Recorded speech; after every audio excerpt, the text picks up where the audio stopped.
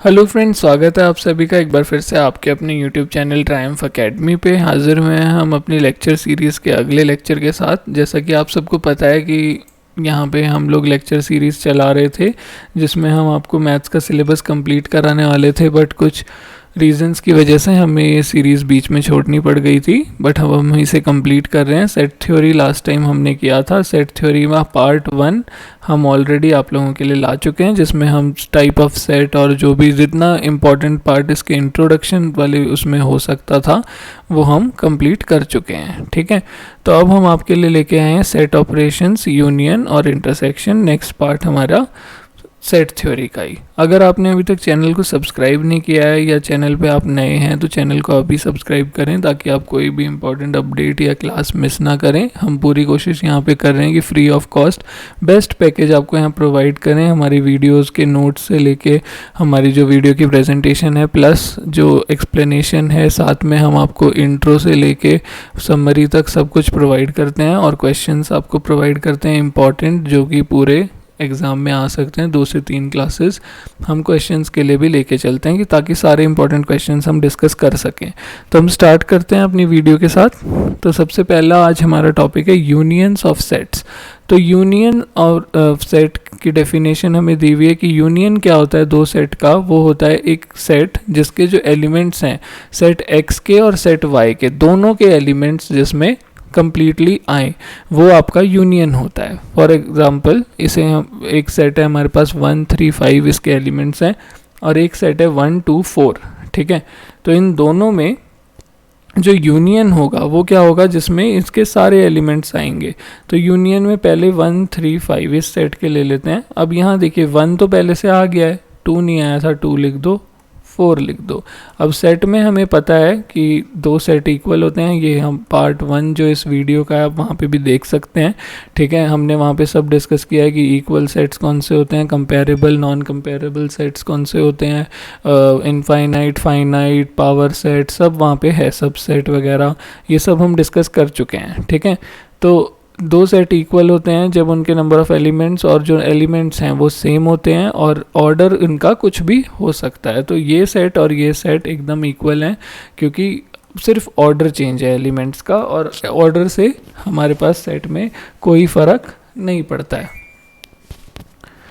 इसका Venn diagram हमें दिया हुआ है। देखिए वेन डायग्राम में हमें रिप्रेजेंट कर रहा है पूरा का पूरा हमारा जो ये सेट ए है प्लस पूरा का पूरा जो हमारा सेट बी है और उसका कॉमन पार्ट भी। ठीक है, ये हमारा सेट ए और बी का हमें यूनियन शो करता है। ठीक है, तो अब हम पढ़ेंगे प्रॉपर्टीज़ ऑफ यूनियन सेट। देखो कई बार आपको लग सकता है कि ये टॉपिक बहुत इजी है या ये हमें पढ़ने की ज़रूरत नहीं है और हम बिना पढ़े इन टॉपिक्स को हम लोग एग्ज़ाम देने चले जाते हैं, बट वो हमारी सबसे बड़ी गलती होती है। क्योंकि इसमें देखो जो लॉज हैं जैसे commutative law, associative law, important law, बहुत सारे लॉ यहाँ पे होते हैं। अगर हम इसे पढ़ के जाते हैं और वहाँ एग्ज़ाम में जो क्वेश्चन है ना वो इससे सिंपली ऐसे नहीं आता कि आपको एक सेट दे दिया ए, उसमें ये 2-3 एलिमेंट दे दिए, एक बी दे दिया और आपको बोल दिया कि इन दोनों का यूनियन बताओ। नहीं, वो उससे कुछ ट्रिकी क्वेश्चंस बनाएंगे। ठीक है, और वो ट्रिकी क्वेश्चंस करने के लिए आपको अच्छे से पूरी नॉलेज होनी चाहिए उनकी, एकदम बेसिक से लेके एडवांस तक। तो अब इसमें देखो हमें फर्स्ट जो लॉ दिया हुआ है वो क्या दिया हुआ है, कॉम्यूटेटिव लॉ दिया हुआ है। तो कॉम्यूटेटिव लॉ देखो हमें पता होता है ए और बी अगर 2 चीज़ें हैं हमारे पास, ए का जो रिलेशन है बी के साथ, अगर बी का वही रिलेशन ए के साथ होता है तो हम बोलते हैं इनके बीच में एक कॉम्यूटेटिव रिलेशनशिप है। तो यहाँ पे भी क्या है कि अगर ए का यूनियन और बी का यूनियन ए के साथ, ए का यूनियन बी के साथ और बी का यूनियन ए के साथ अगर इक्वल आते हैं, दोनों सेट इक्वल आते हैं, तो यानी हमारा जो यूनियन सेट है वो क्या होते हैं, कॉम्यूटेटिव होते हैं, यूनियन ऑफ सेट। तो अब इसके एग्जांपल के लिए हमारे पास एक सेट है ए जिसके एलिमेंट्स हैं ए एंड बी और एक सेट है बी जिसके एलिमेंट है B and C and D. ठीक है, तो पहले हमने ए यूनियन बी निकाल लिया। तो ए यूनियन बी के लिए देखो ए के एलिमेंट क्या क्या हैं, ए बी, और फिर यहाँ बी के एलिमेंट क्या क्या हैं, बी सी डी। तो इसमें ना हम 2 बार नहीं लिखते हैं। अगर 2 एलिमेंट जैसे इसमें भी है और इसमें भी है कोई एलिमेंट, उसे हम 2 बार नहीं लिखते हैं, उसे हम एक ही बार लिखते हैं। ठीक है। तो ए और बी यहाँ से आ गए, बी पहले से हमारे पास था, सी और डी हमने ऐड कर दिया, तो हमारा इसका यूनियन क्या बना, ए बी सी डी। ठीक है। अब बी यूनियन ए निकाल लो, तो पहले से बी सी डी हमारे पास है, बी सी डी हमने लिख दिया। ए में क्या है, ए और बी, ए पहले से नहीं आया है तो ए डाल दिया, बी पहले से था इसीलिए बी को दोबारा नहीं लिखेंगे। तो ये दो सेट हमारे पास आ गए, और इन दोनों सेट्स में देखो ए बी सी डी और बी सी डी ए, इन दोनों सेट्स को, ये दोनों हमारे इक्वल सेट्स हैं, क्योंकि यहाँ पे देखो जो हमारे एलिमेंट्स हैं वो एकदम सेम है, और बस ऑर्डर डिफरेंट है। और ऑर्डर डिफरेंट होता है तो वो इक्वल सेट ही होते हैं, क्योंकि ऑर्डर को हम वापस, इस वाला जो सेट है हमारा जो बी यूनियन ए है, इसे हम वापस इस तरीके से लिख सकते हैं, वो कोई डिफरेंस उससे नहीं आता। तो क्योंकि in both the union the group of element is same, तो इसीलिए हम कहेंगे कि ये कॉम्यूटेटिव लॉ है। तो फर्स्ट प्रॉपर्टी जो हमारी है कि ए यूनियन ऑफ सेट्स जो होता है वो कॉम्यूटेटिव होता है। आपसे एग्जाम में ना ऐसे पूछ सकते हैं कि यूनियन ऑफ सेट्स दे दिया कि भाई यूनियन ऑफ सेट्स क्या क्या होता है, first commutative, second associative, third ये, फोर्थ ये, उनमें से एक नहीं होता होगा। तो उसके लिए आपको ये पता होने चाहिए, अगर आपने ये पढ़ा है अभी तो आपको उसी टाइम क्लिक आएगा कि हाँ भाई यूनियन ये कॉम्यूटेटिव तो होता है, एसोसिएटिव भी होता है, ये भी होता है, ये नहीं होता है। अगर आप इसे बिना पढ़े जाते हो तो वहाँ जाके आप ये निकालने लगोगे, अभी ये विद इन सेकेंड्स हो जाएगा इस तरीके से, पर अगर आप वहाँ जाके निकालने लगोगे तो इसमें ही आपको बहुत देर लग जाएगी। इसीलिए रिवीजन और ऐसे छोटे टॉपिक्स जो हैं उनको भी एक बार फिर से पढ़ना ज़रूरी है। तो एसोसिएटिव लॉ पे आते हैं। अब एसोसिएटिव लॉ में 3 एलिमेंट्स, 3 सेट्स हो जाते हैं। तो यहाँ पे ए और बी का यूनियन पहले अगर हम निकाल लें, फिर जो रिजल्ट आया उसका यूनियन सी के साथ निकालें, वो हमारा बराबर होता है अगर हम पहले बी और सी का यूनियन निकाल लेते और फिर रिजल्ट का यूनियन ए के साथ निकालते। तो इसे भी चेक कर लेते हैं। ए सेट है हमारे पास ए कॉमा बी, बी सेट है B comma C comma D, और सी सेट है ए कॉमा सी कॉमा ई। तो यहाँ देखिए ए यूनियन बी, तो पहले ए यूनियन बी निकालना है। ए से हमें ए और बी मिल गया, फिर बी पे आते हैं, बी पहले से है, सी और डी हमने ऐड कर दिए, तो हमारा ए यूनियन बी क्या आया, ए बी सी डी। अब इसका यूनियन निकालना है सी के साथ, सी है ए सी ई, तो यहाँ से देखो ए पहले से है, ठीक है, बी पहले से नहीं है, बी हमने ऐड कर दिया, सी पहले से है तो नहीं एज इट इज, ई पहले नहीं था तो ई हमने ऐड कर दिया इसमें, तो ए बी सी डी ई हमारा ए यूनियन बी का यूनियन सी आया।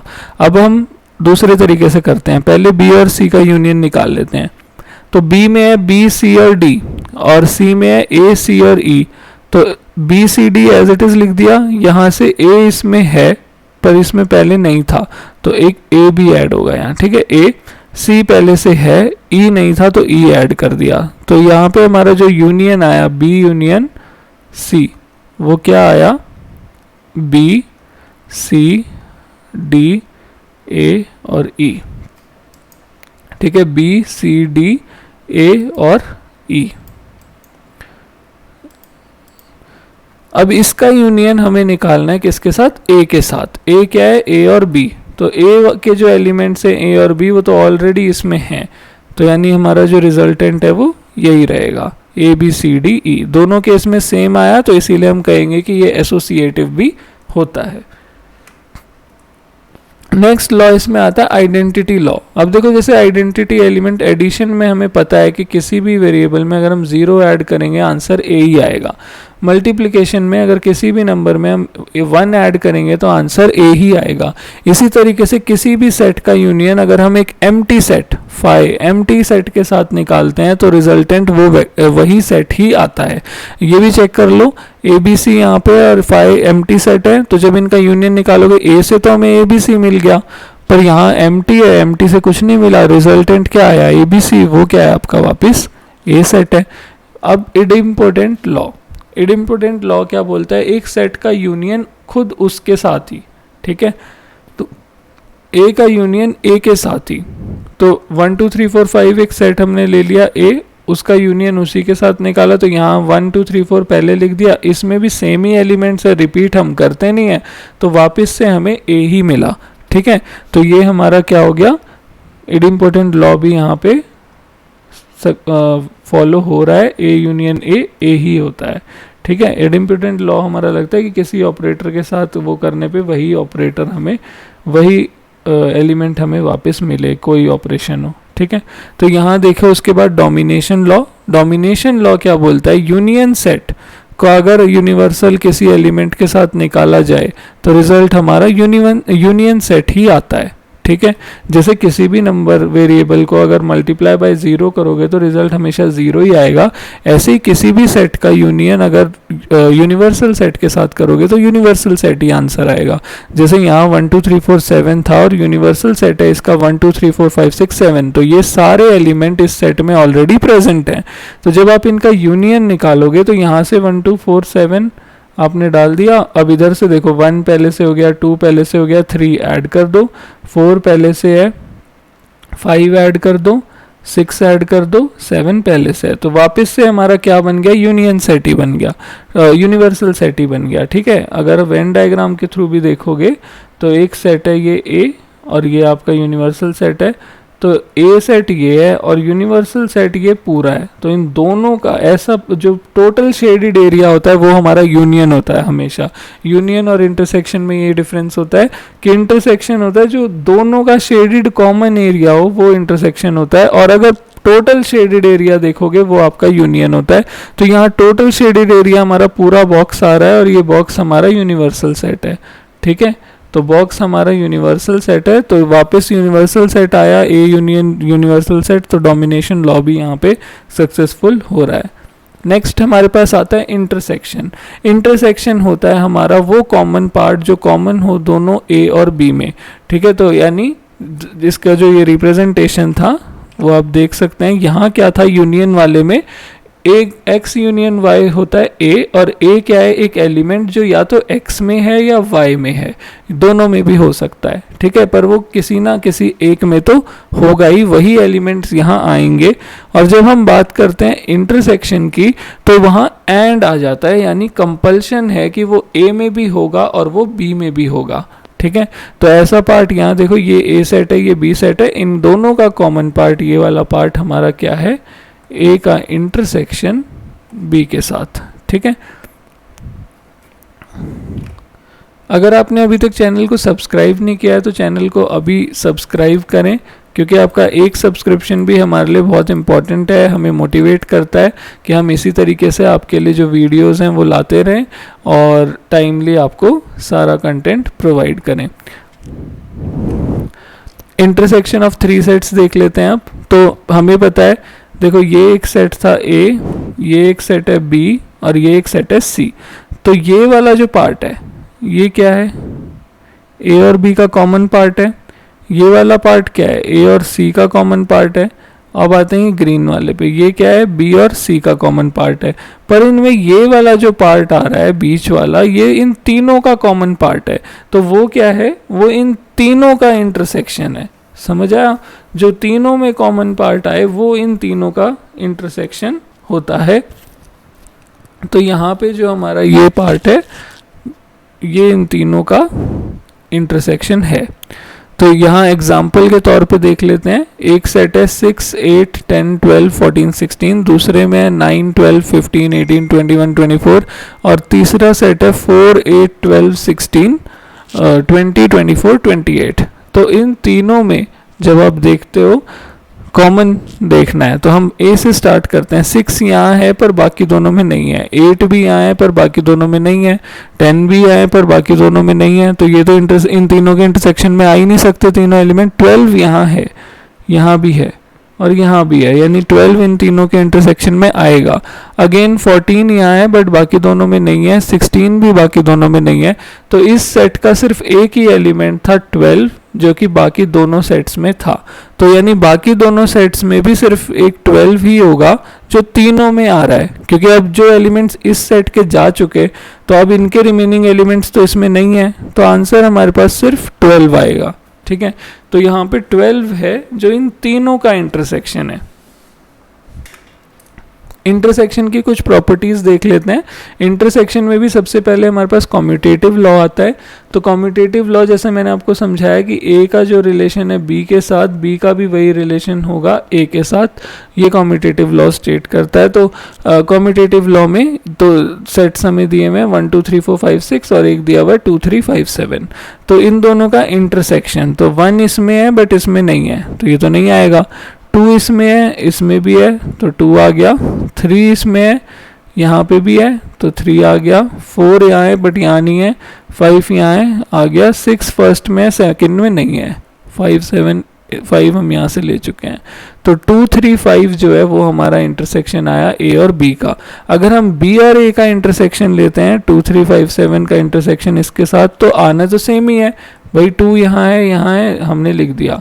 3 भी दोनों में है, हमने लिख दिया। 5 भी दोनों में है, हमने लिख दिया। पर 7 नहीं है, तो 7 हम नहीं लिखेंगे। और यहाँ से 1 और 6 नहीं है, तो यहाँ रिजल्टेंट 2 3 5 ही आया। तो दोनों सेम है, तो हम कह सकते हैं कि इंटरसेक्शन भी कम्यूटेटिव होता है। अब इंटरसेक्शन में एसोसिएटिव देख लेते हैं। ए का इंटरसेक्शन बी के साथ निकाल के फिर उसका इंटरसेक्शन सी के साथ निकालेंगे, वो इक्वल होगा अगर हम बी का इंटरसेक्शन सी के साथ पहले निकाल के फिर उस रिजल्ट का इंटरसेक्शन ए के साथ निकालते हैं। तो LHS में देख लो ए इंटरसेक्शन बी पहले, तो ए इंटरसेक्शन बी में 1 2 3 4 का इंटरसेक्शन 3 4 5 6 के साथ कॉमन क्या है 3 4, तो 3 4 हमारा रिजल्ट आया। ऐसे अब इस रिजल्ट का यानी 3 4 का इंटरसेक्शन सी के साथ, सी क्या है 5 6 7 8, 5 6 7 8। तो जब सी का इंटरसेक्शन हम इसका इंटरसेक्शन जब हम 5 6 7 8 के साथ निकालेंगे तो इन दोनों में कुछ भी कॉमन है नहीं है, ठीक है।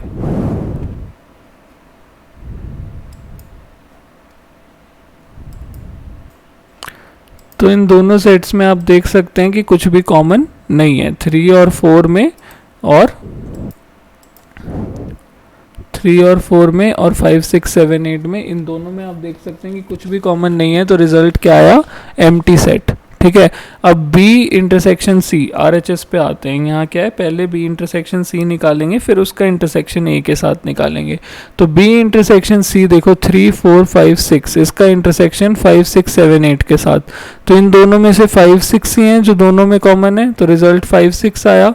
अब यहाँ देखो रिजल्ट का इंटरसेक्शन ए के साथ 1 2 3 4 के साथ, तो दोनों में अगेन कुछ कॉमन नहीं है, तो एम्प्टी सेट आया। तो दोनों केस में एम्प्टी सेट आ रहा है, तो हम कह सकते हैं कि एसोसिएटिव लॉ भी यहाँ पे अच्छे से फॉलो हो रहा है। थर्ड लॉ यहाँ पे है, अगर हम इंटरसेक्शन करते हैं एम्प्टी सेट के साथ या यूनियन सेट के साथ, ठीक है।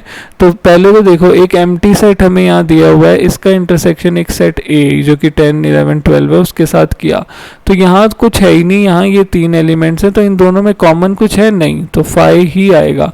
यानी किसी सेट का इंटरसेक्शन अगर आप 5 के साथ करते हो तो 5 आएगा, पर अगर आप किसी सेट का यूनियन 5 के साथ करते हो तो आंसर वो सेट ही आएगा, ठीक है।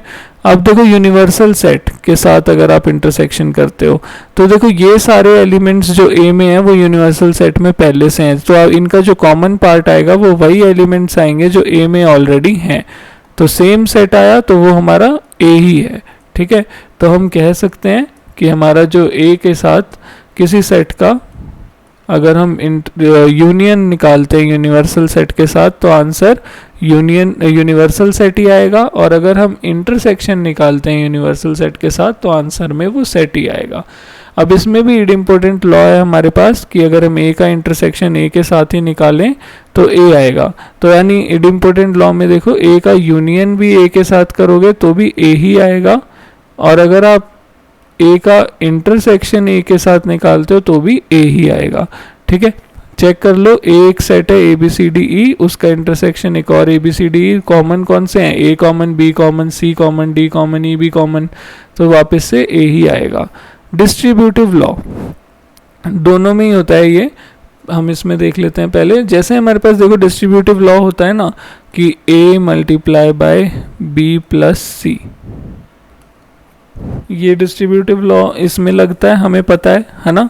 तो डिस्ट्रीब्यूटिव लॉ इसमें कैसे लगता है, जब हम इसके ब्रैकेट्स ओपन करते हैं, पहले ए को मल्टीप्लाई किया बी से, फिर यहाँ जो बीच में साइन होता है वो, फिर ए को मल्टीप्लाई किया सी से, ऐसे खोलते हैं, है ना। तो वही यहाँ पे भी होगा कि पहले ए का इंटरसेक्शन बी के साथ, फिर बीच में साइन किया है यूनियन का, फिर ए का इंटरसेक्शन सी के साथ, ठीक है। तो ये हमारा यहाँ पे डिस्ट्रीब्यूटिव लॉ होता है। अब इसे भी अच्छे से देख लेते हैं।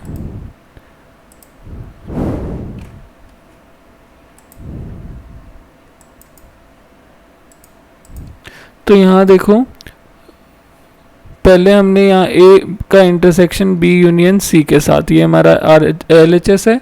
तो पहले यहाँ पे देखो, ए हमारा 2 4 6 8 है, बी 2 3 5 7 है, सी 3 4 5 6 है। तो इन दोनों का पहले यूनियन निकालना है। तो इन दोनों का जब आप यूनियन निकालोगे, 2 आएगा ही, 3 आएगा, 5 आएगा और 7 आएगा। बी सेट के सारे एलिमेंट आ गए। और सी में से देखो क्या बच गया, 4 बच गया और 6 बच गया। तो 4 और 6 भी हम ऐड कर देंगे, तो ये हमारा यूनियन आ गया। अब इस यूनियन का इंटरसेक्शन ए के साथ, तो ये जो यूनियन है इसका इंटरसेक्शन ए के साथ कॉमन क्या क्या है, 2 4 और 6। तो 2 4 6 हमने, क्योंकि 2 4 6 दोनों में थे, वो यहाँ निकाल दिए। तो रिजल्ट हमारा फाइनल क्या आया, लेफ्ट हैंड साइड का 2 4 6। जब हम राइट हैंड साइड पे जाते हैं, A union B, A intersection B और ए इंटरसेक्शन सी का यूनियन, तो ए इंटरसेक्शन बी देखो 2 4 6 8 का इंटरसेक्शन 2 3 5 7 के साथ, तो कॉमन क्या है, सिर्फ 2। और इन दोनों में कॉमन क्या है, 2 4 6 8 और 3 4 5 6 में 4 और 6। अब इन दोनों का यूनियन, तो यूनियन में इधर से 2, इन दोनों से 4 और 6, तो 2 4 6 दोनों सेम आए। तो यहाँ डिस्ट्रीब्यूटिव लॉ भी लग रहा है, ठीक है। डिस्ट्रीब्यूटिव लॉ को ही हम वेन डायग्राम के थ्रू देख लेते हैं, प्लस वेन डायग्राम की भी थोड़ी प्रैक्टिस हो जाएगी कि किस तरीके, अगर आपको दे दिया ऐसे कोई वेन डायग्राम और नीचे कोई फंक्शन दे दिया, तो आप पहचान पाओगे कि नहीं। तो यहाँ पे देखो, बेसिकली जो ऑपरेशन है वो है इंटरसेक्शन का इन दोनों के बीच में। तो सबसे पहले बी यूनियन सी देख लेते हैं। बी यूनियन सी क्या होगा, अब एक चीज़ देखते हैं हम, इसको हम शेड कर रहे हैं ऐसे और इसको हम शेड कर रहे हैं ऐसे। ये हम क्यों करते हैं, क्योंकि इंटरसेक्शन में फिर क्या होता है, जो एरिया ऐसे आएगा वो आपका इंटरसेक्शन होता है, जिसमें ये भी है और ये भी है। तो पहले तो देखो, बी यूनियन सी वो क्या हो जाएगा, बी और सी का कंप्लीट पार्ट, यानी बी पूरा और सी भी पूरा, ये हो गया, ठीक है। दूसरा क्या है, ए को हम कैसे कर देंगे, ऐसे। तो हमारा इंटरसेक्शन क्या होगा, ये वाला पार्ट, जो कि कौन सा है, ये वाला, ठीक है। तो इसीलिए ये जो फिगर थी, हम इसे कैसे डिनोट कर सकते हैं, A intersection B union C, ठीक है। अब दूसरी वाली पे आते हैं, ए इंटरसेक्शन बी और ए इंटरसेक्शन सी। तो ए इंटरसेक्शन बी क्या होगा, इसे मैं ऐसे डिनोट कर रहा हूँ और ए इंटरसेक्शन सी को मैं ऐसे करूँगा, ठीक है। तो ए इंटरसेक्शन बी, ए और बी का कॉमन पार्ट वो है ये, और ए और सी का कॉमन पार्ट वो है ये। तो अगर देखो, आपको बोला होता है यहाँ ए इंटरसेक्शन बी का इंटरसेक्शन ए इंटरसेक्शन सी के साथ, तो वो होता है ये जो कॉमन पार्ट आया। पर यहाँ आपको बोला क्या है, यूनियन।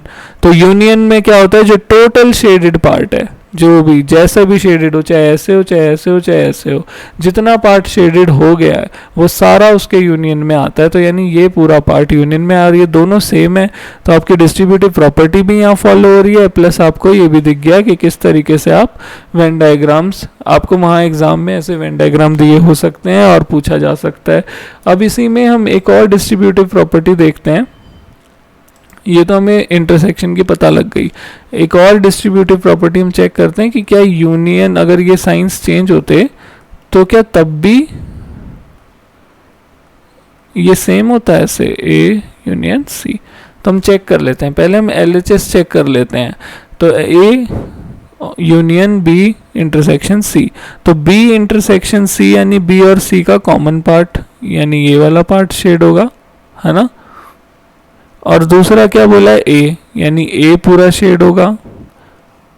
और जो पूरा शेड हो गया है अभी, यानी ए पूरा और ये कॉमन वाला पार्ट, वो आपका क्या है, ये, ठीक है। अब हम ज़रा ये चेक करते हैं।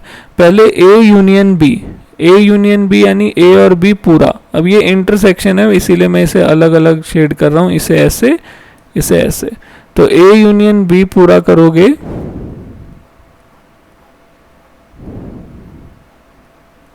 ऐसे आ गया, ठीक है। अब ए यूनियन सी,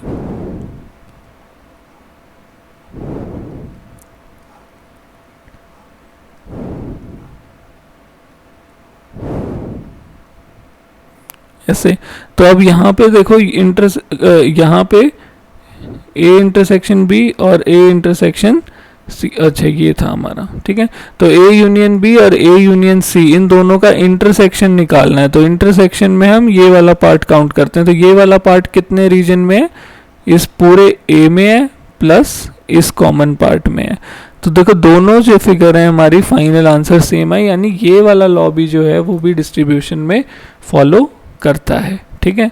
तो आज की वीडियो में इतना ही फ्रेंड्स, मिलते हैं अपनी नेक्स्ट वीडियो में नेक्स्ट लेक्चर के साथ। अगर आपको हमारी वीडियोस पसंद आती हैं तो वीडियोस को लाइक और शेयर ज़रूर करें, और साथ ही साथ चैनल को सब्सक्राइब ज़रूर करें ताकि सारी इंपॉर्टेंट अपडेट्स और क्लासेस की वीडियोस आपको टाइम टू टाइम मिलें और आप कुछ भी मिस ना करें।